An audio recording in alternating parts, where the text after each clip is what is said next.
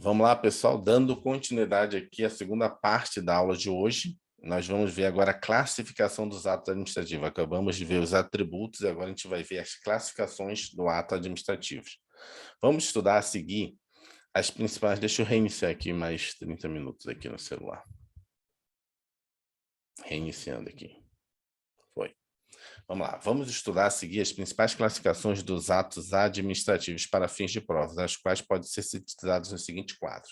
Quais são as principais classificações dos atos administrativos? Quanto à liberdade de ação, então a gente tem um ato vinculado e um ato discricionário. Vocês vão perceber que conforme você vai evoluindo no direito administrativo, você vai aproveitando muito das aulas anteriores. Quantas vezes você já estudou sobre vinculado e discricionário?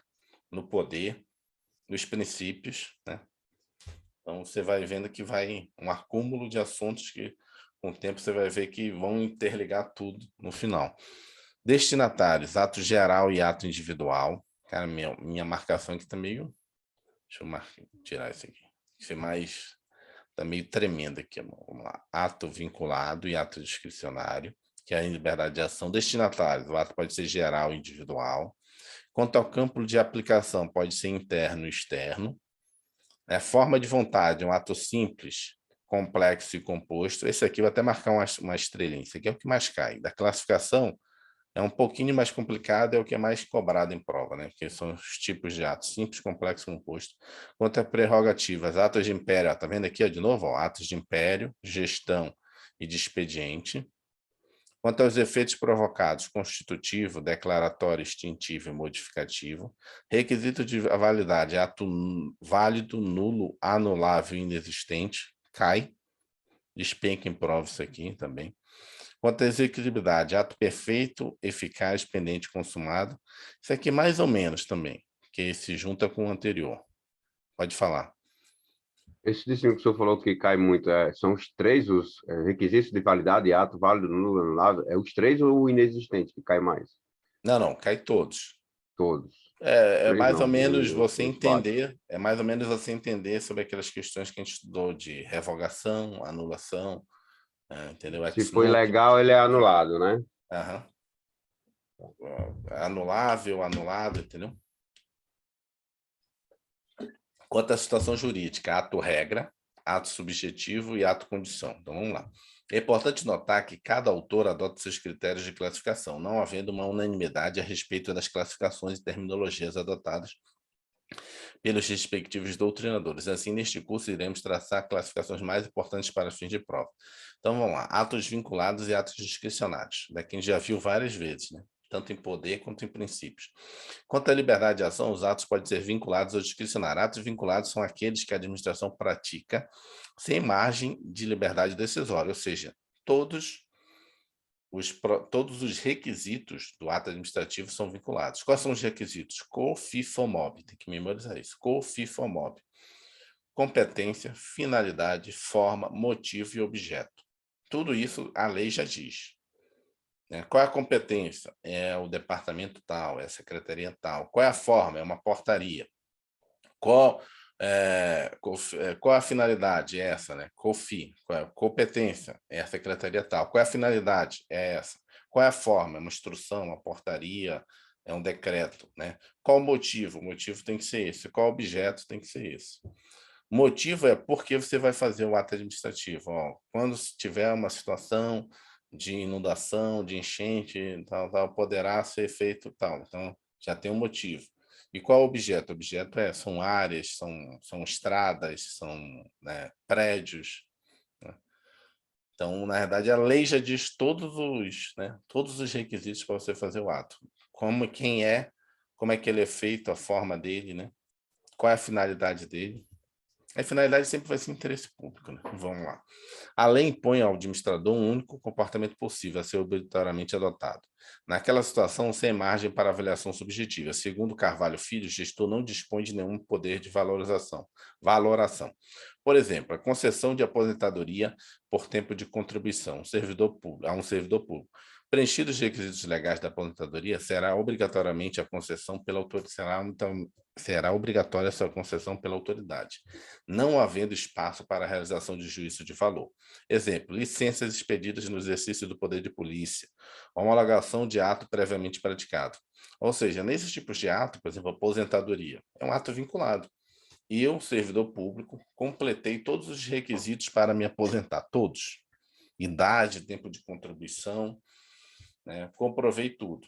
O que é que a administração pública pode fazer? É vinculada, ela vai ter que me conceder a aposentadoria. Então, tem margem, concedo, não gostei da cara dele, estou achando que ele é muito novo, apesar de ter idade, mas a aparência dele fisicamente está muito, né, muito bem cuidado, não interessa isso, é vinculado, você tem que conceder, cumprir os requisitos, acabou. As licenças, né, por exemplo, a mais famosa de todos, que é a Carteira Nacional de Habilitação, uma licença para dirigir, cumpriu todos os requisitos, é vinculado, a administração tem que te conceder. Você fez o teste, né, fez as aulas teóricas, fez o teste teórico, passou. Fez as aulas práticas, né, autoescola.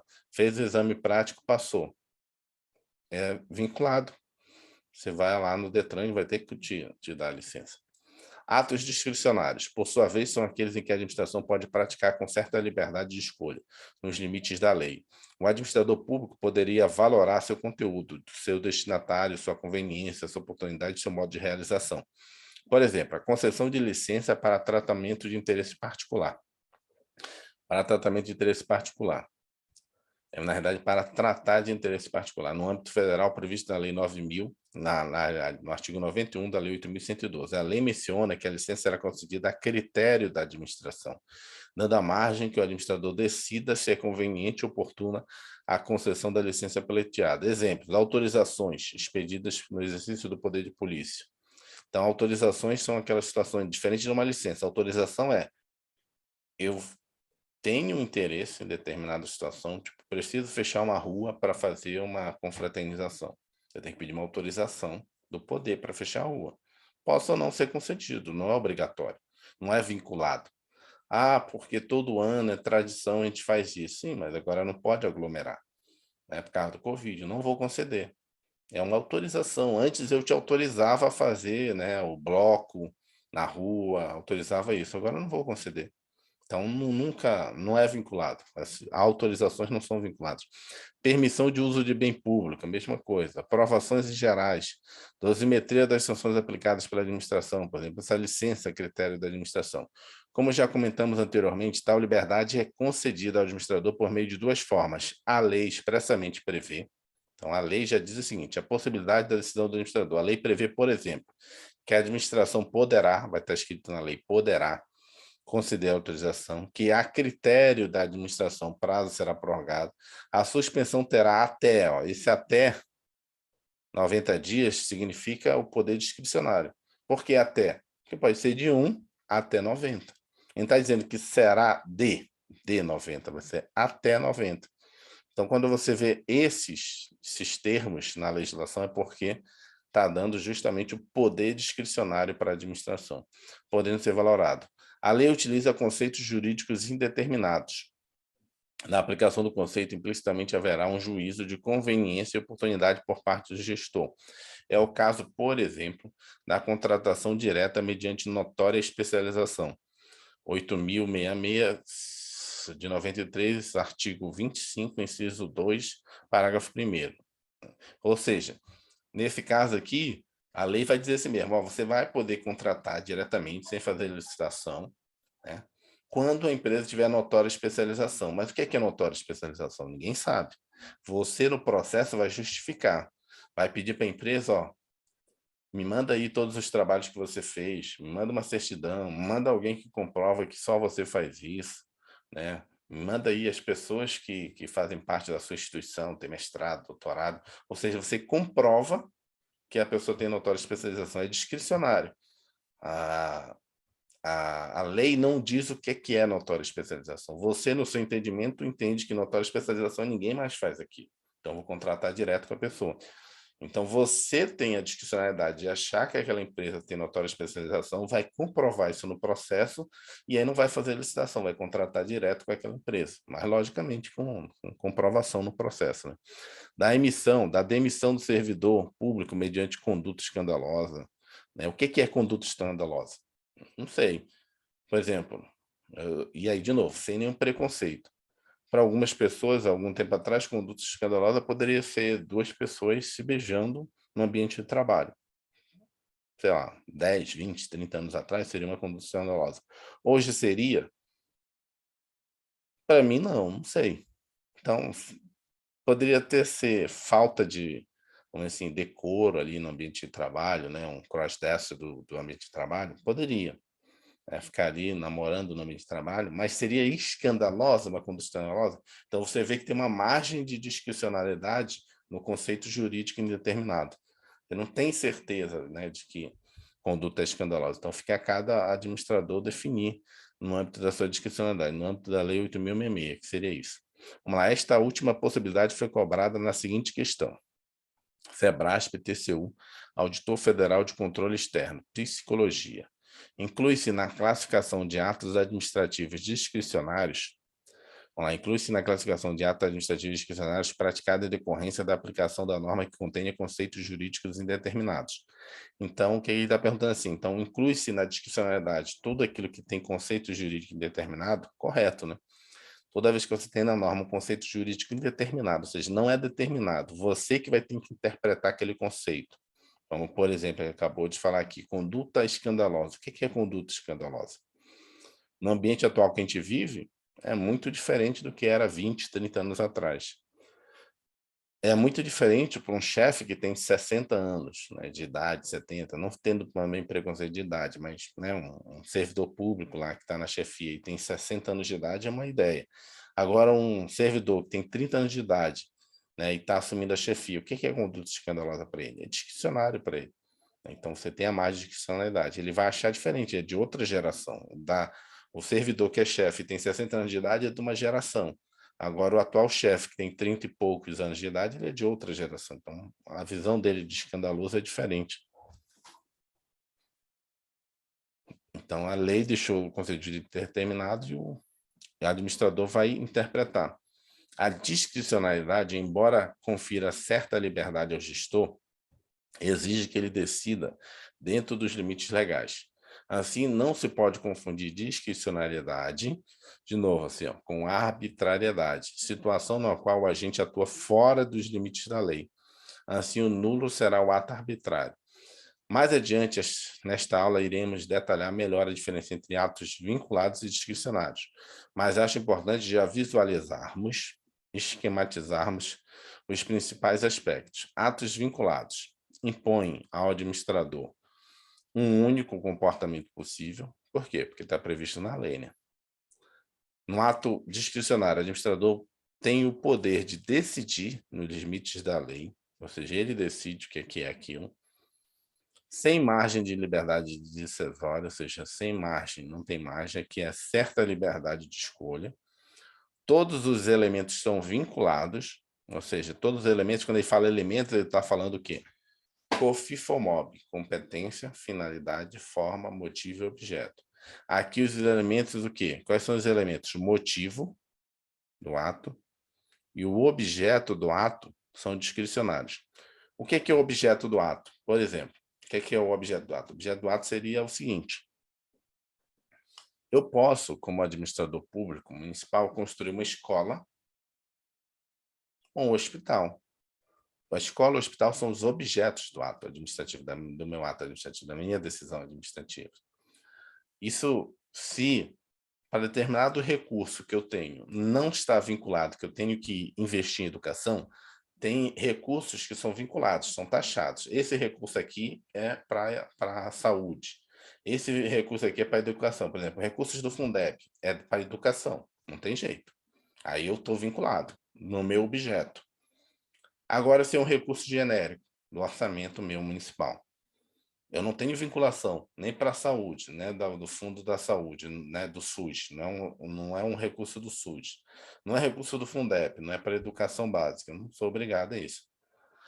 E aí eu resolvi construir um hospital, um ato discricionário. É o objeto meu discricionário. Poderia construir uma escola? Também poderia. Agora, quando o recurso já vem vinculado, que é uma outra questão, aí eu estou obrigado no meu objeto a construir ou a investir aquele recurso ali, a tomar atos administrativos que gerem, né, a aplicação daquele recurso naquela finalidade. Então, quando você lembrar de objeto, é isso, é a escola, né?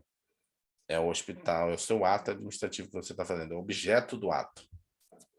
O motivo é o porquê, né? É o porquê você está fazendo aqui. Não comportam revogação. Por que não comporta revogação os atos vinculados? Porque está previsto em Porque lei. legado. Ele está previsto em lei. Então, tudo que você fez ali não teve nada de discricionariedade. Então, a única coisa que cabe é o quê? Anulação, né? A administração pública pode anular? Pode. Ela pode revogar e pode anular. No ato administrativo vinculado, ela só pode anular. Por quê? Porque não teve nenhum grau de discricionariedade, não teve nenhuma conveniência e oportunidade daquele ato. Então, a única forma de tirar ele do ordenamento jurídico é anulando ele. A lei autoriza expressamente ou usa conceitos jurídicos indeterminados. Então, essa é a diferença entre atos administrativos vinculados. Acabou que a gente utilizou 15 minutos dessa aula aqui. Aí vamos continuar. Eu pensei que ia dar em meia hora todas as classificações. Acho que não vai dar, não. Vamos lá. Atos gerais e atos individuais. Quanto aos destinatários, os atos administrativos podem ser gerais e individuais. Os atos administrativos gerais, também chamados de normativos ou regulamentares, são aqueles que atingem um número de destinatários indeterminados. Indeterminado. Consiste em atos normativos que possuem generalidade e abstração. Portanto, em termos de conteúdos, os atos gerais são similares às leis. Em virtude desta característica, Maria Silva Zanelli Pietro não enquadra os atos gerais como atos administrativos, mas simplesmente como atos da administração. A diferença dos atos gerais em relação às leis são duas. Estas são produzidas pelo Poder Legislativo, as leis, né? Podem inovar no ordenamento jurídico, criar direitos e obrigações não previstos em lei. Exemplos, né, de atos administrativos gerais: regulamentos, resoluções, regimentos, instruções normativas, circulares normativas, portarias, deliberações. Os atos gerais são sempre discricionários quanto ao seu conteúdo. O administrador tem liberdade para definir o conteúdo das normas contidas naquele ato. Por quê? Para que possa produzir efeitos externos, os atos gerais devem ser objeto de publicação em meio oficial. Do contrário, as regras vinculadas nestes atos não estariam aptas a produzir efeitos. Marcelo Alexandrino pontua que os atos gerais podem ser revogados a qualquer tempo, mesmo se sua aplicação já houver gerado direito adquirido para determinada pessoa. Notem que, nesta situação, o direito adquirido será mantido para aquela pessoa, mas a revogação impedirá que novos destinatários adquiram,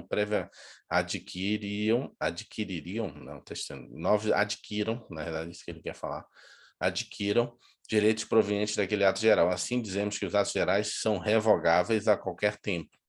Veremos mais adiante que a prática de atos individuais deve observar o conteúdo normativo existente, inclusive aqueles provenientes de atos gerais. Portanto, podemos dizer que os atos gerais prevalecem sobre atos individuais. Além disso, consoante leciona Maria Silva Zanelli de Pietro, os atos gerais não podem ser impugnados administrativamente. E judicialmente, eles somente poderão ser atacados de modo incidental, como causa de pedido, ou seja, não se pode acionar o judiciário tendo como pedido a invalidação do ato geral. Nessa situação, o ato estaria sendo atacado de modo direto. O que se admite no âmbito judicial é o pedido que versa sobre um ato individual e que, como fundamentação daquele pedido, ou seja, causa de pedir, seja mencionado o ato geral. Repare, portanto, que a pretensão consistiria incidentalmente em afastar a aplicação do ato geral àquele caso concreto. Só explicar isso aqui. De repente pode parecer complexo, mas não é nada complexo. Como o ato administrativo ele é geral, o ato administrativo é geral, eu não posso, por livre e espontânea vontade, dizer, olha, isso aí está errado. Tem que revogar isso aí. Mas quem é você para pedir isso aí? O ato administrativo é geral. Você não tem a causa de pedir para você. Agora, se o ato afeta você individualmente, você entra com a ação dizendo, olha, isso aí está me afetando. Aí, incidentalmente, você pede para afastar o ato de você. Entendeu a diferença? É tipo assim, eu não posso genericamente achar que um ato está errado, aquele ato administrativo geral, e pedir para ir na justiça e dizer, olha, eu quero, né, que esse ato seja revogado, seja anulado, seja retirado do ordenamento jurídico. Primeira coisa que o judiciário vai negar, porque o que é que isso te afeta? Agora, se individualmente me afeta, incidentalmente eu posso pedir para que aquele ato administrativo seja tirado do ordenamento jurídico. Mas por quê? Porque me afeta individualmente. É isso que ele está falando aqui. Ó. Ele fala assim: o que se admite no âmbito judicial é que o pedido versa sobre um ato individual, né? Um ato individual no seguinte sentido: a partir daquele ato, a pessoa, né, acionou você, né, a administração pública. E como fundamentação daquele pedido, seja como causa de pedir, seja mencionado o ato geral. Reparem, para tanto que a apreensão consistiria incidentalmente em afastar a aplicação geral àquele caso concreto. Ou seja, no seu caso concreto, você tem que deixar de aplicar o ato. Há uma diferença. Edvan, mas ninguém pode pedir para que um ato administrativo geral saia do ordenamento jurídico? Pode. Para isso você tem defensoria pública, Ministério Público, mas você, como cidadão, não pode.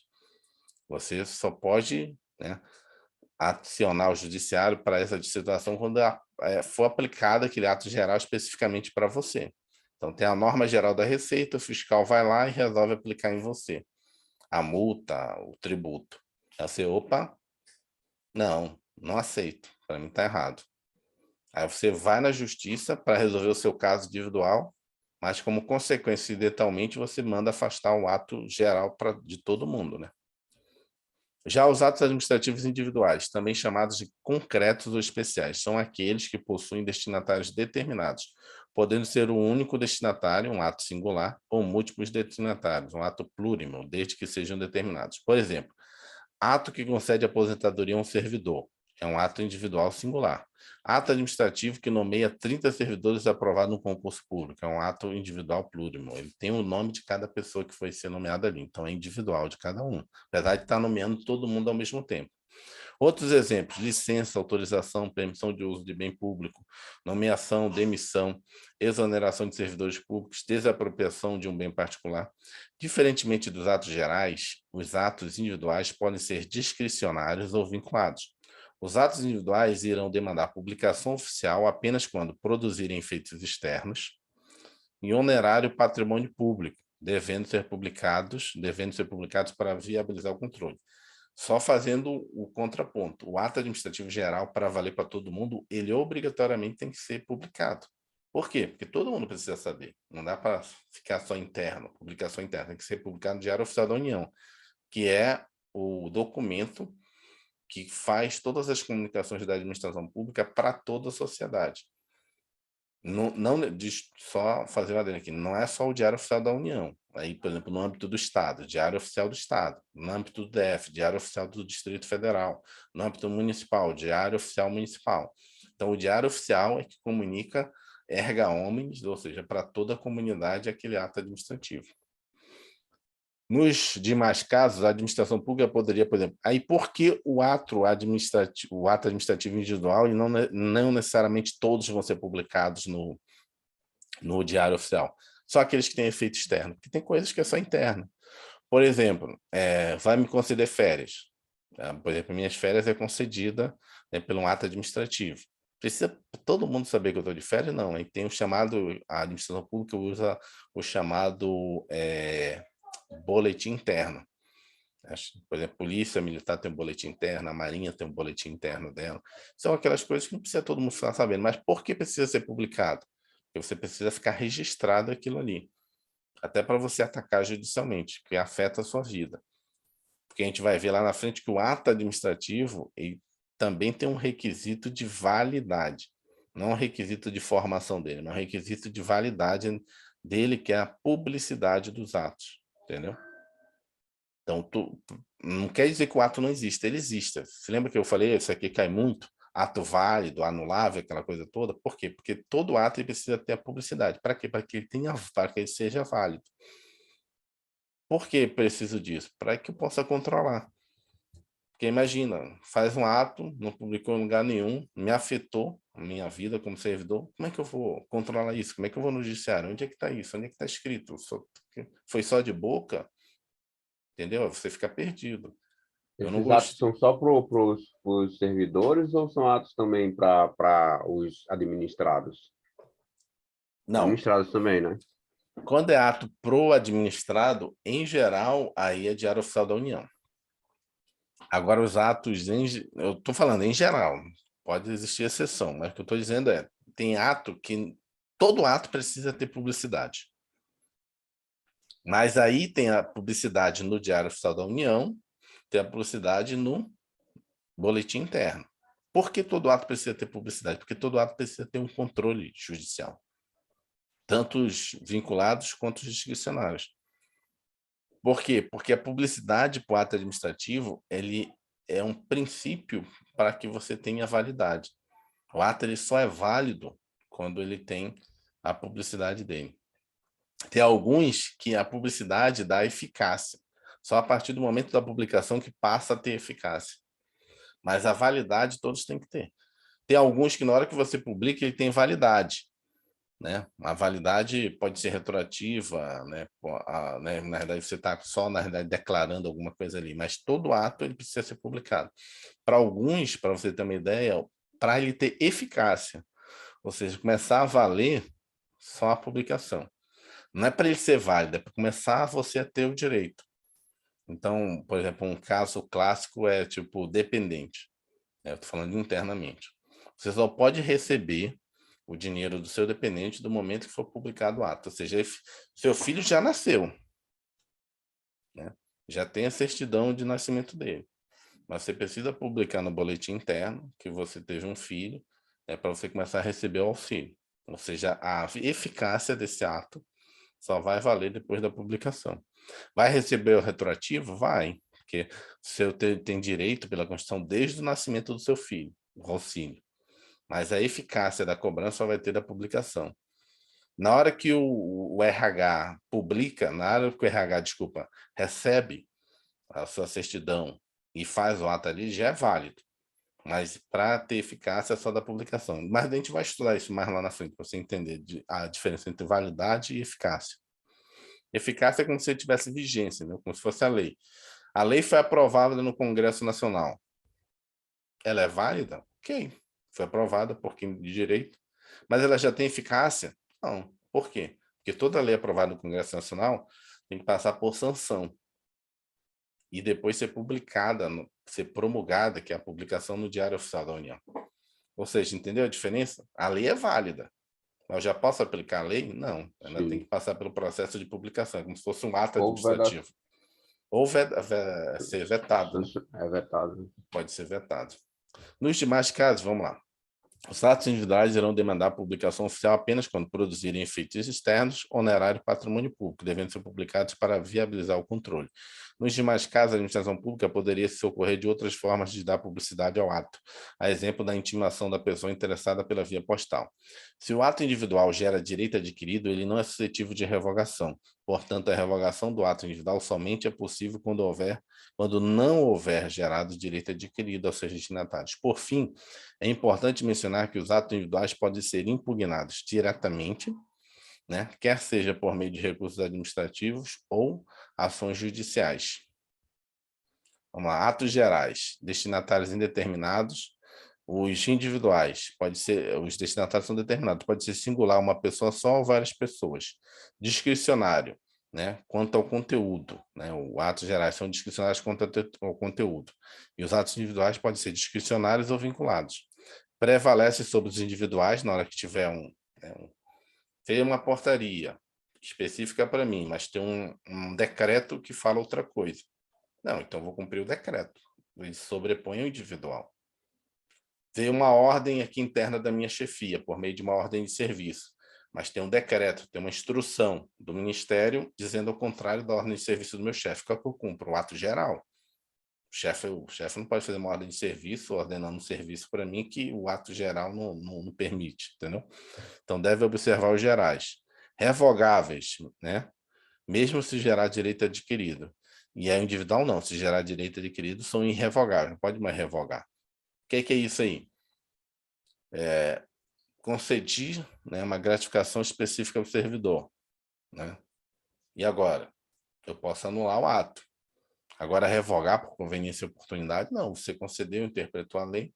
Como é que agora você vai revogar? Eu tenho ou não tenho direito? Se eu não tenho direito, você tem que anular.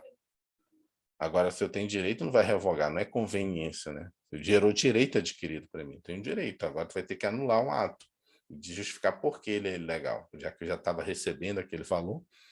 Sempre publicados em diário oficial, então isso aqui, botar uma estrelinha. Não admite impugnação direta, é só indireta, ou seja, só se afetar você. Publicado, se publicar no diário oficial, se tiver efeitos externos ou onerário de patrimônio público, admite impugnação direta, que afeta você. Atos internos e externos a gente vai deixar para amanhã. Então, já fez aqui mais de meia hora. Então, foi Ok. 2 tempos de meia hora. A gente continua. Vamos ver se vai dar certo esse negócio aqui, de meia hora. E amanhã a gente continua os outros Ok, professor. princípios. Então, um Muito abraço, bom obrigado. dia, William, Ludmila. Bom Bom dia, dia. Bom professor. Um dia. abraço. Muito Vamos obrigado lá. mais uma Um vez, viu? abraço. Valeu, professor. Tchau, tchau. Valeu. Tchau, tchau.